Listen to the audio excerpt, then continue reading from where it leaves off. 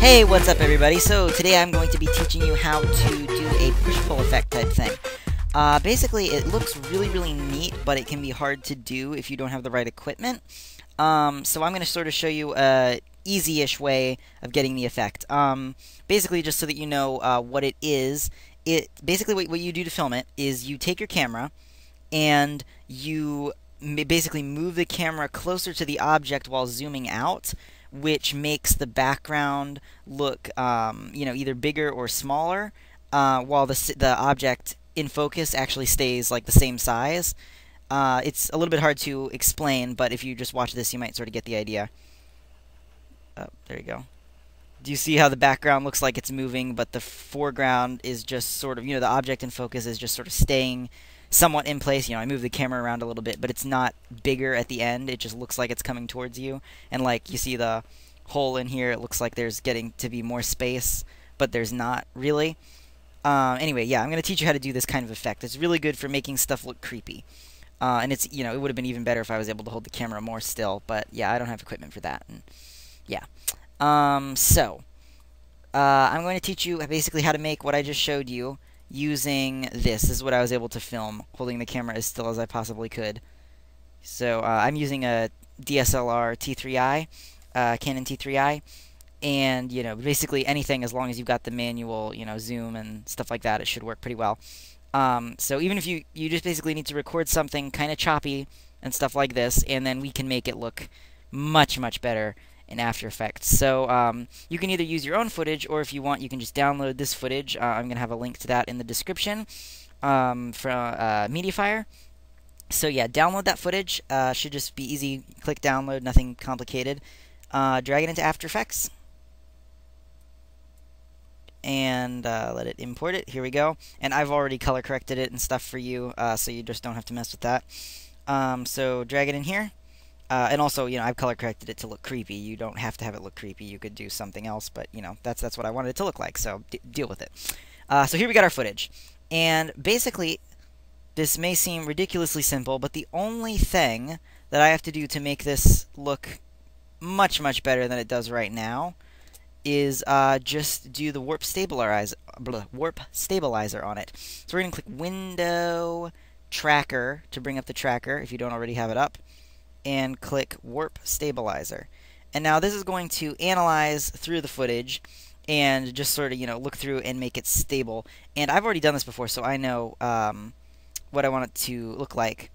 And so the smoothness here, default is 50.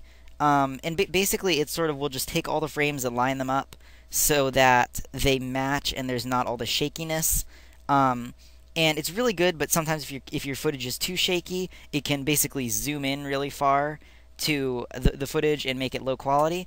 And so you just have to be careful about how much you jiggle the camera around. And sometimes you want to set this to like 15 or something, because the higher it is, the more it will zoom in on your footage. But with this footage, it doesn't jiggle around too much, so it's pretty okay. So I just went and set this to the maximum, which is 1000, because I wanted it to be really smooth. And normally I would pause the tutorial here and just sort of let it finish, but I guess I will just take the opportunity to talk to you since it's already 70% done. So yeah, if you didn't know, I post free pre-keyed video effects. So once this tutorial's over, you can go and check those out.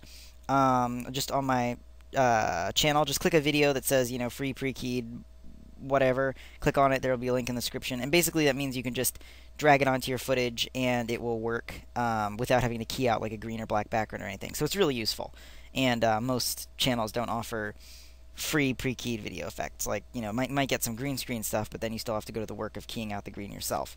Alright, so this is almost done. There we go. Alright, so now let's preview this.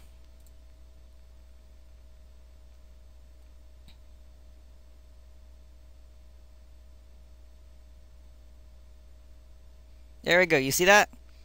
Boom. Isn't that cool? Yeah, I thought so. So, yeah, I know this is a ridiculously simple tutorial. It's got, basically, you click 2 buttons. But, it'll turn this wonderful thingy,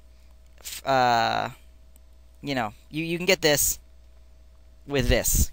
basically that's what I wanted to show you, because you sort of wouldn't think that, you know, this, something that's that choppy and lame, can actually turn out to be this.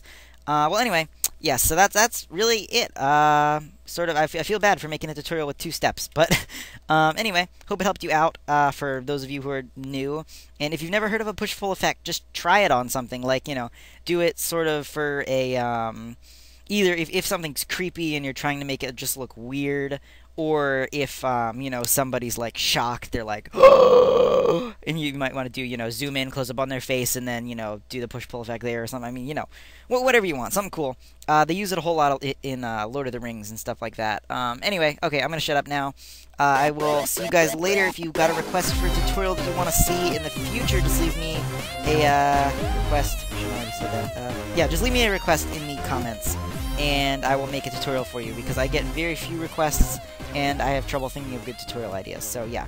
Anyway, be back with another video in a week.